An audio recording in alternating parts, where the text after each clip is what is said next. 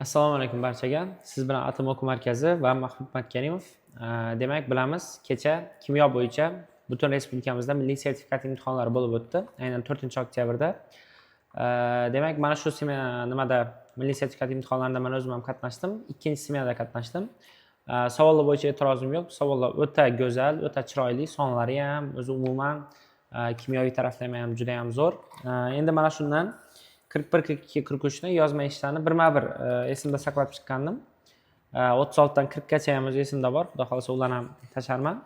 Endi mana shu 41, 42, 43 ni video yechim qilamiz deb kanalga yozgandim. Endi xudo xolasa shuni va'daga vafo qilgan holatda mana shularni video yechim qilamiz. Men o'zim uchun chiqartirib oldim. Siz ham iloji bo'lsa bu videoni ko'rishda обязательно yoningizda masalani shartini qo'yib, shu sharti bilan birgalikda ko'rsangiz, menimcha manfaatliroq bo'ladi, yaxshiroq bo'ladi.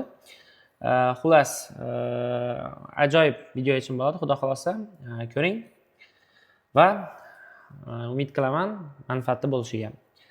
Demak, birinchi 41-savol aynan yarim reaksiyalar uslubi bo'yicha tushgan. O'zi kutilgandi, bunaqa narsa ko'p tushib yurgandi o'zi. Men juda ko'p video yechimlarni tashlagandim kanalga.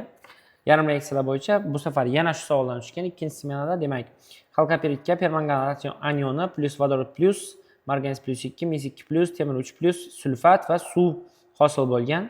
Ushbu reaksiya sxemasi bo'yicha 200 gram 8% qo'shimchasi bo'lgan xalkoperid kaliy permanganatni sulfat eritmasi orqali oksidlandi. Natijada sulfat ioni saqlagan tuzlardan iborat shunaqa eritma paydo bo'ldi edi. Keyin uni elektroliz qilingan metallar va anodda faqat kislorod chiqqan. Xullas, kaliy sulfat sulfatida suv saqlagan eritma paydo bo'lgan. Demak, u dissotsialanishi bilan qo'shib yuborgan kaliy sulfatni. Xullas, bu oxirgi ish. Demak, birinchi sharti, masalan, e'tibor bersangiz, kimyoviy reaksiyani yarim reaksiyalar uslubida aynan oksidlanish va qaytarilish jarayonlarini ko'rsatgan holatda tenglang deyapti. Demak, birinchi bo'lib, keling mana shuni yarim reaksiyalar uslubida tenglashini ko'ramiz. Etapma-etap o'zi 4 dana qismini ham ko'rib chiqamiz. Demak, birinchisi yarim reaksiyalar uslubida tenglashimiz uchun reaksiyani o'zini yozib olishimiz kerak. 41-chi demak, savol. Demak, bizda xalkoperid bor, plus permanganat anioni, plus vodorod ioni chiqdi, mis 2 plus, temir 3 plus, sulfat anionlari chiqdi. Demak, plus marganez plus 2 albatta va suv hosil bo'ldi. Demak, mana shu reaksiyani yarim reaksiyalar uslubida tenglash. Ko'pchilik bu yerda adashgan, ya'ni yarim reaksiyalar uslubini o'zini tushunish kerak. Shtobi yarim reaksiyalar uslubini tenglash uslubi elektron balansdan farq qiladi. Kimlardir elektron balansda ishlab, keyin uni ionli holatga o'tirib shunaqa qilib yozgan, bu o'ta xato narsa. Yarim reaksiyalar uslubini o'zining qoidasi bor. Demak, yarim reaksiyalar uslubida o'zining nomiga muvofiq reaksiyani ikkiga bo'lish kerak, ya'ni qaytarilish va oksidlanish jarayonlariga. Demak, qaytarilish jarayonini yozadigan bo'lsam, qaytarilish jarayoni bu yerda permanganat anioni marganez plus 2 ioniga aylanyapti. Endi yozamiz. Permanganat anioni aylandi marganez 2 plusga. Endi e'tibor bering, yarim reaksiyalarda shunaqa qoida bor, ya'ni kislorod bu yoqda bor, bu yoqda yo'q. Demak, kislorod yetishmagan tarafga suv qo'shishimiz kerak. Demak, suvni qo'shdik. Endi bu yerda vodorod paydo bo'lib qoldi, bu yerda esa vodorod yo'q. Demak, chap tarafimizga vodorod ionlarini qo'shishimiz kerak. Endi qarang. Tenglashimiz kerak, ya'ni hamma atomlarni bir-birisiga tenglashimiz kerak. Oddiy qilib, kisloroddan 4 ta, demak bu yerga 4. Vodorodimiz 8, demak bu yerga 8 qo'yamiz. Endi yarim reaksiyalar uslubini asosida ikkala tarafdagi zaryadni tenglash yotadi. Ya'ni ikkala tarafda bizda zaryadlar teng bo'lishi kerak. Demak, qarasak, bu yerimiz plus 8, bu yerimiz minus 1. Umumiy chap tarafimizda plus 7 elektron mavjud. Endi bu yoqda esa plus 2 elektron mavjud. Endi bizga oddiy tilda tushuntiradigan bo'lsam, masalan, bu yoqda plus 7, bu yoqda esa plus 2. Qayoqqa elektron yetishmayapti? Demak, bu yoqqa 5 ta elektron yetishmayapti, to'g'rimi? Ya'ni oddiy matematika qilsangiz, o'zi lekin chap tarafga yozish kerak, o'zi asli qoidasi bo'yicha, lekin uni ko'pchilik o'quvchilar uncha yaxshi tushunmaydi. Shuning uchun eng yaxshi variant mana oddiy matematika, ya'ni bu yoqdagi 5 ta elektron yozib qo'yaverasiz. O'zi uni menimcha juda xatoga olmasa kerak. Shuning uchun shunaqa qilib yozsangiz ham bo'ladi. Endi oksidlanish jarayonlari.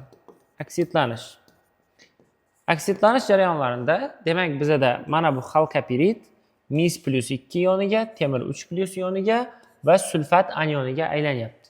Demak, shularni yozishimiz kerak. Halqa pirit. Demak, bizda hosil bo'ldi. Mis 2 plus, temir 3 plus va sulfat anioni. Endi e'tibor bering. Bizda mis bor, temir bor, oltin gurt bor. Bu yerda esa kislorod bor. Shulardan tashqari. Demak, biza chap tarafimizga suv yozamiz.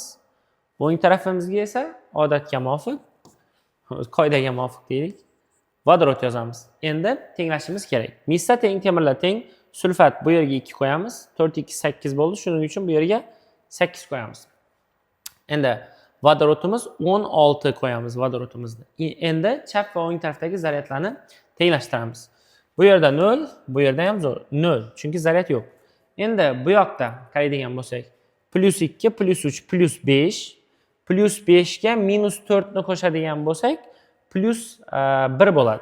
Plus 1 ga plus 16 ni qo'shadigan bo'lsak, plus 17. Qarang. Demak, bu yoqdagi o'ng tarafimizdagi zaryadlar umumiy plus 17 ta elektron. Ya'ni zaryadlarimiz. Endi yuqoridagi reaksiyaga chapiga plus 5 ta elektron yozgandik. Endi buni o'ng tarafiga plus 17 ta elektron yozamiz. Nimaga? Sabab bizda bu yog'imizda plus 17 bor, bu yoqda esa yo'q. Aynan shuning uchun. Ana endi ular bo'yicha, ya'ni bu 5, bu esa 17, ular bo'yicha balans qilishimiz kerak. Ya'ni almashtirib tashlaymiz. Demak, bu yerga 17, bu yerga esa 5. Endi yaxshilab eshiting, mana shu sonlarni, mana shu ionlar va molekulalarni oldidagi koeffitsiyentlarga ko'paytirib reaksiyani umumlashtirishimiz kerak. Yarim reaksiyalar uslubini asosida shu narsa yotadi. Demak, buni kopiya qilib olaman. Mana kopiya qilib oldim. Koeffitsiyentlarni boshqa svetda yozaylik. Mana, qarang. 17 permanganatning oldida 1 bor. Demak, 1 ni 17 ga ko'paytirsak, bu yerga 17 tushadi. Mana bu yerga 17 tushdi. Endi vodorod bilan suv oxirida tenglanishi kerak, chunki o'zingizni adashtirmaydi shunda. 5 ni bunga ko'paytirsak 5, ya'ni halqa piritning oldiga 5 qo'yamiz. Misning oldiga ham 5 qo'yamiz. Mis plus 2 ni. Demak, temir plus 3 buni oldiga ham 5 qo'yamiz. Sabab 1 bor, 1 ni 5 ga ko'paytirsak 5. Endi sulfat 2, 2 ni 5 ga ko'paytiradigan bo'lsak 10 qo'yamiz. Menimcha tushunyapsizlar? Ya'ni 10. Endi marganes plus 2 ga qaraydigan bo'lsak, yuqorida bittasi bor, 1 ni 17 ga ko'paytirsak, bu yerga 17 qo'yamiz. Ana endi global narsa, ya'ni suv bilan vodorod ionlari qanaqa tenglanadi? Suv bilan vodorod ionlari chap va o'ng tarafdagilarga moslab tenglanadi. Ya'ni, masalan bizda yuqoridagi reaksiyamizda 17 ni 8 ga ko'paytirasiz. 17 ni 8 ga ko'paytirsangiz 8 7 56 136. Adashmasam 136 ta vodorod ionlari qoldi chap tarafda. Endi eng qizig'i, o'ng tarafda ham bizda vodorod ionlari bor. Ya'ni 16 ni 5 ga ko'paytirsangiz 80 ta vodorod ionlari mavjud. Ana endi ikki yon tarafda ham bir xil ionni yozib bo'lmaydi. Shuning uchun ham ko'p tarafidan kam tarafini olasiz. O'zi ko'rinib turibdi, bu yerda umumiy reaksiyada faqat chap tarafda vodorod ionlari bor. Demak, bizda o'sha vodorod ionlarimiz faqat chap tarafda ishtirok qilgan.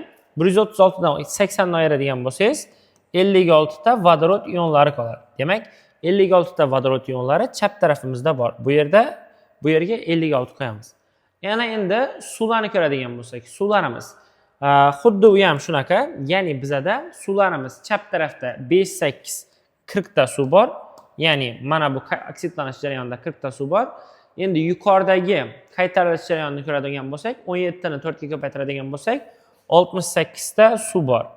Endi qarang, o'zi umumiy reaksiyada faqat o'ng tarafda suv bor. Shuning uchun ham 68 dan 40 ni ayiramiz, 28 chiqadi. Demak, bizda suvni oldiga 28 koeffitsient qo'yiladi. Mana 28 qo'yiladi. Va bizda уже reaksiyamiz tenglashdi. Ya'ni mana shu reaksiyamiz yarim reaksiyalar uslubi bo'yicha tenglashdi. Ya'ni sizga o'sha 41-savolni birinchi qismida shunaqa qilib tenglasangiz, menimcha maksimum ballni berishadi. Ya'ni qaytarilish bilan oksidlanish jarayonlari ko'rsatilgan va umumiy reaksiya aynan yarim reaksiyalar uslubi bo'yicha chiroyli qilib tenglangan. Xullas, shunaqa. Mana shu birinchi qismi edi. Xo'p. Endi ikkinchi qismini ko'radigan bo'lsak. Xalkopiridni oksidlash uchun necha gram oksidlovchi va sulfat kislota sarflanganligini hisoblang deyapti. Ya'ni bizada xalkopiridni oksidlash uchun necha gram oksidlovchi va sulfat kislota sarflanganligini topishimiz kerak. Dastlab xalkopiridni massasiga o'tib olishimiz kerak uning uchun. Ya'ni 42 ni endi ikkinchi qismiga o'tyapman. 200 gram 8% qo'shimchasi bor ekan. 8% qo'shimchasi bo'lsa 200 demak 100% bo'ladigan bo'lsa 92% sof modda bo'ladi. Demak buni massasi 184 gram chiqadi. Ya'ni xalkopiridimizni massasi 184 gram. Endi buni moliga ham o'tib qo'ysangiz bo'ladi. Ya'ni 184 ni bo'lamiz. Demak 184 ga demak bu 1 mol chiqadi. Ya'ni bizada xalkopiridimizni moli 1 mol ekan dastlab. Endi buni oksidlash uchun necha gram oksidlovchi va sulfat kislota sarflanganligini topishimiz kerak. Qarang, mana shu joyida siz ikkinchi demak qismi uchun reaksiyani molekulyar ko'rinishini ham yozishingiz kerak. Nimaga? Chunki yuqorida sizga berganida bunda sizda faqatgina yarim reaksiya uslubi bo'yicha tenglashni so'radi buni. Lekin uje masalani o'ziga kelganda, ya'ni hisob-kitobiga kelganda molekulyar holatda yozib beryapti. Ya'ni mana bu yerda kaliy permanganat, bu yerda esa sulfat kislota qo'ygan holatda, demak biz reaksiyani tenglashimiz kerak va demak nima qilishimiz kerak? Hisoblab chiqarishimiz kerak. Demak, reaksiyani yozib olaman. Endi molekulyar ko'rinishda plus kaliy permanganat plus sulfat kislota chiqdi mis 2 sulfat. Demak, temir 3 sulfat, marganiz 2 sulfat va kaliy sulfat. Tak, endi biroz buni kichraytirish kerak.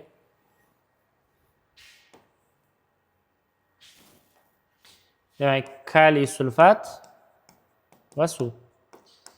Ya'ni bizada mis 2 sulfat chiqdi, temir 3 sulfat chiqdi, demak kaliy sulfat chiqdi, marganiz 2 sulfat chiqdi va suv. Endi qarang. Mana shu reaksiyani tenglagan holatda biz mana buni 1 mol orqali kaliy permanganat va sulfat kislotani demak massalariga o'tishimiz kerak.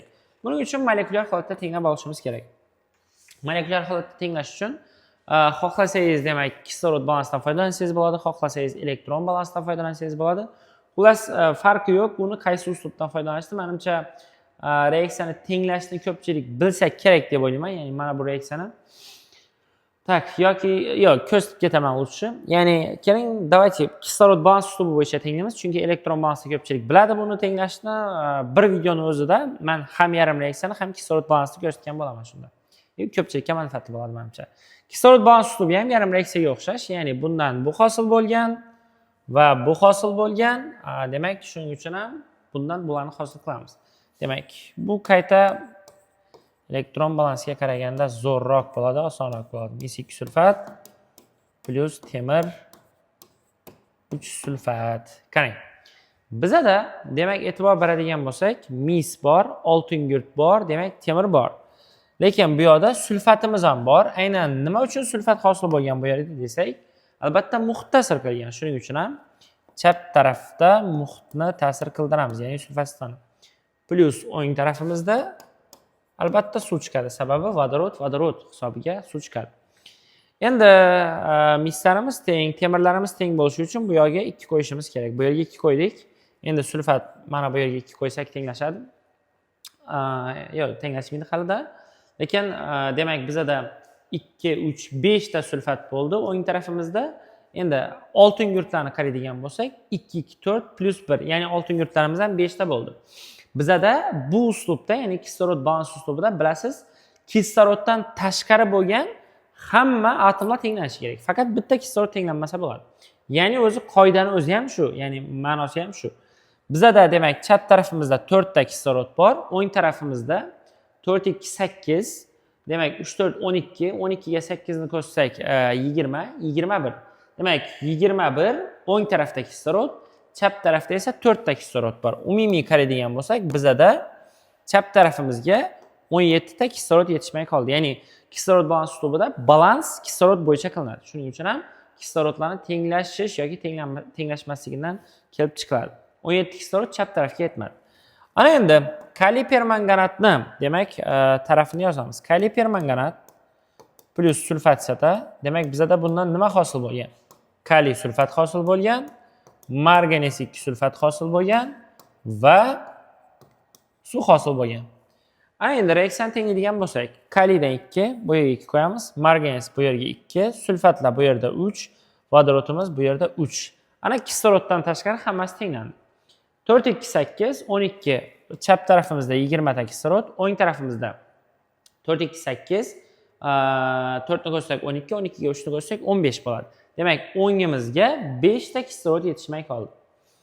Birisiga chapiga, birisiga o'ngiga yetishmay qoladi. O'zi nimasi ham shunda. To'g'ri ketib boryapsizmi yoki xatomi, shuni aniqlab olishning yo'li. Demak, bu yerda 17 kislorod, bu yerda 5, almashtirib tashlasak 5 ga, demak 17 chiqdi. E'tibor bering, yarim reaksiyalar uslubi bo'yicha balansi bir xil bo'ldi. O'zim ishlaganimda, to'g'risi, yarim reaksiyaning o'zidan molekulyar holatiga o'tib ketdim, lekin endi bu videoda biza yana bitta uslubni ko'rishimiz maqsadida aynan kislorod balansini ham ko'rsatib ketyapman. Demak, xalqapiridni oldiga e'tibor bering, 5 2 10, ya'ni bu yerga 10 tushadi. Chunki 5 2 10. Endi kaliy permanganatni oldiga 17 ni 2 ga ko'paytirsak 34. Sulfat kislotani oldiga e'tibor bering, 5 bu yerda. Chunki 1 ni 5 ga ko'paytirsak 5, 17 ni 3 ga ko'paytirsak 51. 51 ga 5 ni qo'shadigan bo'lsak 56 tushadi. Ana mis2 sulfatni oldiga 10. Demak, temir 3 sulfatni oldiga 5. Endi marganes 2 sulfatni oldiga 34, chunki 17 ni 2 ga ko'paytirdik. Kaliy sulfatni oldiga 17. Endi suvni oldiga qarang, bu yerda 5 ta suv, bu yerda 17 ni 3 ga ko'paytiradigan bo'lsak 51. 51 ga 5 ni qo'shsak 56. Ya'ni bu yerga 56 ta suv qo'yiladi. Aynan shunaqa. Ana endi bizada so'rayotganda xalqapirid 1 mol bo'lsa, buni oksidlash uchun necha gram kaliy permanganat sarflangan deb, ya'ni buni massasiga o'tishimiz kerak. Necha gram sulfat kislota sarflangan deb so'raganda, aynan mana shu ikkisini massasini o'tishimiz kerak. Demak, qaraydigan bo'lsangiz 10 turibdi, shu yerdan ham bilsangiz bo'ladi. Demak, buni massasi 3,4 ko'paygan 158. Bu adashmasam necha chiqqandi? 3,4 ni 158 ga kalkulyator olib boraman. 3,4 4 8 32 3 yodda, 4 5 23 2 yodda, demak 4 4 632. Demak 3 8 24 2 yodda, 3 5 15 17 1 yodda, 3 1 3 4 1 yodda, 3 1 3 4. Demak 2 7 13 1 yodda, 5. 537,2 chiqqandi. Esimga tushdi. 537,2 gram. Ya'ni kaliy permanganatning massasi 537,2 gram ekan. Ana endi mana bu sulfat kislotani massasi 5,6 ni 98 ga ko'paytirish bo'ladi. Demak, 5 mol sulfat kislota 490 gram bilamiz. Endi 98 ni 0,6 ga ko'paytirib yuboradigan bo'lsak, вообще tam bunday desak ham bo'ladi. Chunki qarang, masalan 5 u 6 ko'paygan 98, o'zim shunaqa qilib hisoblagandim. 5 ga ko'paytsak 490 plus 0,5 ga ko'paytiradigan bo'lsak, ya'ni 0,6 qoldi-yu, o'sha 0,6 ni 0,5 ga ko'paytirsangiz 49 bo'ladi, chunki 98 ni yarmi. Plus 0,1 ga ko'paytiradigan bo'lsangiz 9,8 bo'ladi. Ya'ni bo'lak qilib ko'paytirdik. O'zi 3,4 ni ham shunaqa qilsak bo'lardi. Endi buni ko'paytirib yubordik. Ana endi uni massasini topadigan bo'lsak, mana bu bilan mana bu massasi 58,8 bo'lsa, 490 ga 58,8 ni qo'shasiz. Demak 8 8 14 bir yoqda 5 548,8 gram. Xuddi shunaqa chiqqandi. Ya'ni aynan sulfat massasi 548,8 gram bo'ladi. Aynan shunaqaga chiqargan bo'lsangiz, demak ikkinchi qismingiz ham juda ham to'g'ri bo'ladi. Ya'ni kaliy permanganat 537,2, demak sulfatda 548,8 gram. Xo'p, endigi masala elektrolizga ketyapti. Endi bu yog'i qarang. Sulfat eritmasi orqali oksidlandi. Natijada sulfat iyoni saqlagan tuzlardan iborat 5301,4 gram eritma paydo bo'ldi deyapti. Ya'ni bizada e'tibor bering, sulfat iyoni saqlagan tuzlar kim bo'ladi? Mis2 sulfat, temir 3 sulfat, marganes 2 sulfat va kaliy sulfat. Hammasini olib suvda eritib 5301,4 gram demak eritma tayyorlangan. Endi bizga ularni elektroliz uchun albatta nimasi kerak uni? Ya'ni o'sha 3-qismga o'tyapman men. Ya'ni 2-qism javoblari mana shular. 3-qismga o'tyapman. 3-qismda o'sha elektroliz jarayoniga ketadi. Shuning uchun bularning hammasini miqdorlarga o'tishimiz kerak. Demak, ketdik. Nimani moli? Mis 2 sulfatni moli 1 mol. Temir 3 sulfatimizni molini ko'radigan bo'lsak 0,5 mol, chunki 5 ta unga nisbatan. Endi mana bu marganez 2 sulfatni moli 3,4 mol. Endi kaliy sulfatni moli 1,7 mol. Qarang, demak bizada mana shularni esda saqlash kerak. Shu 1 mol mis 2 sulfat, 0,5 mol temir 3 sulfat, 3,4 mol marganez 2 sulfat va 1,7 mol kaliy sulfat saqlagan umumiy 5301,4 gram eritma qolyapti. Shunaqa katta eritma deb tasavvur qilaylik. Ya'ni 5301,4 gram eritma. Buning ichida nimalar bor? Mis 2 sulfat bor, demak marganez 2 sulfat bor, temir 3 sulfat bor, kaliy sulfat bor. Albatta erituvchi sifatida suv bor. Demak, bularning moli 1,0534. Demak, mana bu 1 mol, bu 3,4 mol, temir 3 sulfat 0,5 mol, kaliy sulfat adashmasam 1,7 mol edi. 1,7 mol, ha, shunaqa. Endi qarang. Buni bizda aytayapti, elektroliz qilindi. Elektroliz qilindi va e'tibor bering, kaliy sulfat, sulfatida va suv saqlagan eritma paydo bo'ldi. Demak, bu eritmaning ichida kaliy sulfat va sulfat kislota, demak, erigan modda bo'lsa, suv erituvchi. Shunaqa eritma paydo bo'lgan. Endi bizga aytayapti, shuning ichidagi sulfat kislotaning foiz konsentratsiyasini topib bering deyapti. O'sha 3-qismi bu yog'i o'zi alohida masala. Ya'ni bu 41 ni 3-chi demak bo'lagiga o'tyapmiz biz. 3-chi topilishi lozim bo'lgan joyi. Qarang, masalada aytayotgan gapini e'tibor bersangiz, katodda faqat metallar va anodda faqat kislorod chiqdi deyapti. Ya'ni bizada mana shu yerda o'zi bilasiz, kaliy sulfat elektroliziga uchramaydi. O'zida mis 2 sulfat, marganez 2 sulfat va temir 3 sulfatning hammasi elektroliz bo'lgan va suv elektroliziga uchramasdan faqat tuzlarning o'zi elektrolizga uchragan. Demak, hammasini elektroliz tenglamalarini yozishimiz kerak va ulardan chiqqan, demak, biza sulfat kislotaga katod va anodlarning massasiga o'tishimiz kerak. Demak, mis 2 sulfat plus suv, mis, demak, kislorod va sulfat kislota. Ana endi marganez 2 sulfat plus suv ket marganez plus kislorod plus sulfat kislota. Xo'p, keyingi temir 3 sulfat plus suv, demak, temir, kislorod plus sulfat kislota. Endi marganez bilan temirda yetishingiz mumkin. Vodorod bilan aralashgan holatda chiqardi, boshqa deb. To'g'ri, shunaqa chiqardi, lekin masalani o'zi aytgan sizga. Ya'ni faqat katodda metallarni o'zini chiqardi. Shuning uchun ham faqat katodda metallarni o'zini chiqaramiz. Endi pastdagi reaksiyani tenglab olishimiz kerak. Bu yerga 3 qo'yib yorsak, bu yerga 2 qo'yib yorsak, bu yerga 3, demak, bu yerga 1,5 qo'ysak, menimcha tenglashadi. Ha, ana tenglashdi. Endi qarang.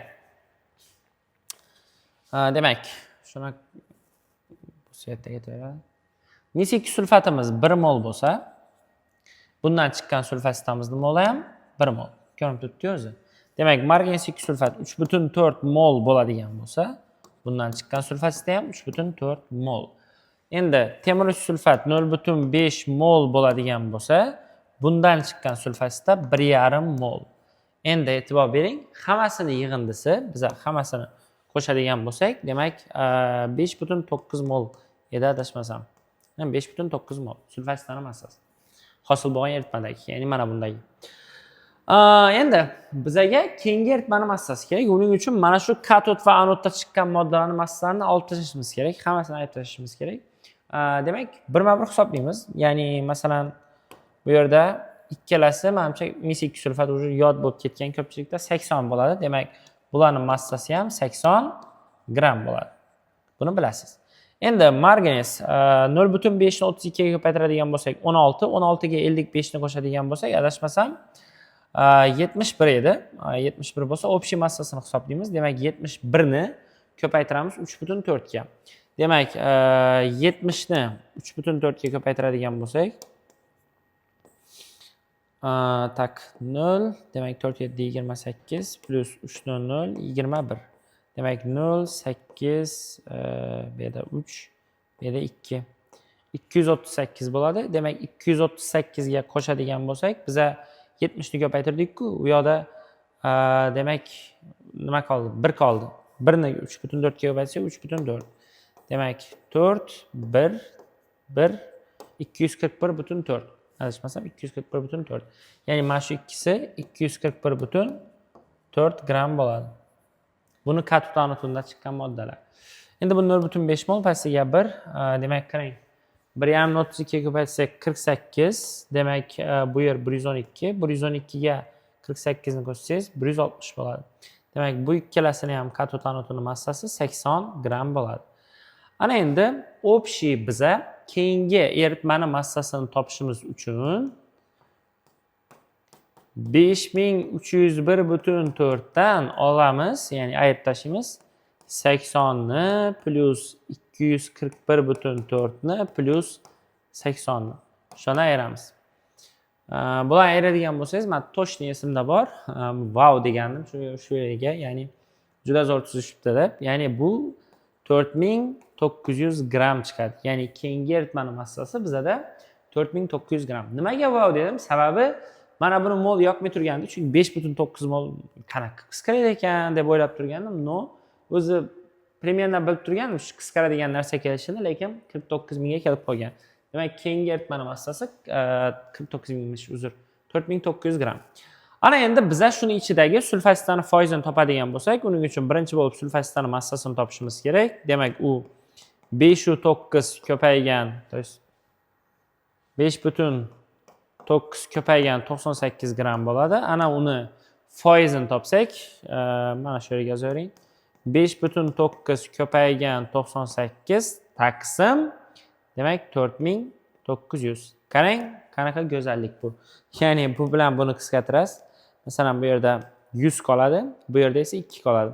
2 ni demak 5,9 ga ko'paytsangiz 11,8 chiqadi. Ya'ni bu 11,8, to есть o'zi 0,118, ya'ni shunday yozish kerak. Qoida bo'yicha yozaylik endi. Ya'ni 0,118 0,118 yoki 11,8 foiz chiqadi. Demak, bizada 3-qismimizda to'g'ri javob 11,8 foiz edi. Agar kimlar shu to'g'ri javob chiqargan bo'lsa, tabriklaymiz. Zo'r. Siz 3-qismni ham ishlagansiz. Menimcha mana shu qismi ham katta ball bersa kerak, sababi ko'rib turibsiz, ishlanish yo'li sal uzoqroq, lekin zo'r menimcha. Hammaga yoqqan bo'lsa kerak, agar tushungan bo'lsangiz. Oddiy o'zi bularni molini topib olamiz, katutanotlarni ayirib tashlaymiz, sulfositlarga o'tib, eritmani massasini topib, foizini topib qo'yamiz. Okey, ana endi keyingi eritmada kaliy sulfatning dissotsialanish darajasini topishimiz kerak. Qarang, kaliy sulfat bizada 1,4 mol bor edi. 1,7 mol, uzr. Bu yerda ham 1,7 mol bo'ladi. Ana endi 4-qismida o'sha kaliy sulfatni bizada so'rayapti dissotsialanish darajasini. Kaliy sulfat 30% chiqqan, adashmasam. 30% chiqargandim men imtihonda. Kaliy sulfat shunaqa qilib tenglama tutsak bo'ladi. Bu 1,7 mol edi. Endi qarang, buni x mol deb hisoblaydigan bo'lsak, ionlarning moli 3x mol bo'ladi. Mana bu qolgan dissotsiyalanmagan molekula 1,7 minus x mol bo'ladi. Ana endi uning ichidagi atomlarning moliga o'tsak, 1,7 minus x ko'paygan 7 bo'lsa, 11,9 minus 7x. Endi qarang. Mana shu bundan 6,8 molga ko'p. Demak, 11,9 minus 7x teng 3x plus 6,8. Sababi bu bundan demak kam bo'ladi, shuning uchun 6,8 ni qo'shamiz. Endi bundan buni ayiradigan bo'lsak, 5,1 adashmasam teng 10x. Tak, x teng 0,51. Ya'ni bizada dissosiyalangan moli 0,51 mol chiqyapti. Demak, 1,7 moli umumiy 100% deb hisoblaydigan bo'lsak, 0,51 moli necha foiz desak, dissosiyalanish darajasi kelib chiqadi. Demak, alfamiz 30% chiqadi. Xo'sh, mana shunaqa, ya'ni 41-savolingizda birinchisida yarimli aksli usulda tengladik, ikkinchida akslovchi bilan qaytaruvchi massalari, foizi va dissosiyalanish darajasini topdik. Menimcha yechim sizga yoqdi. Agar yechim sizga yoqqan bo'lsa, mana shu videoga like bosing va kommentariyaga yoqdi deb yozib boring iloji bo'lsa. Va bitta e'lon qilib o'tmoqchiman. Xudo xolasa tez kunlarda Atom o'quv markazida dekabr oylari uchun offline va onlayn ham yangi guruhlar tashkil qilinmoqda. Xudo xolasa bu guruhlarga yoziling va milliy sertifikatda yuqori, demak, natijalarni ko'rsatasiz. Xudo xolasa. Ya'ni bizada onlayn ko'p yozishdi boshqa viloyatdan o'quvchilar. Xudo xolasa endi onlayn ham tashkillashtiramiz. Ajoyib sifatda va juda ham zo'r manfaatli bo'ladi, xudo xolasa. Videoga yoqqan bo'lsa, like bosing. Rahmat katta.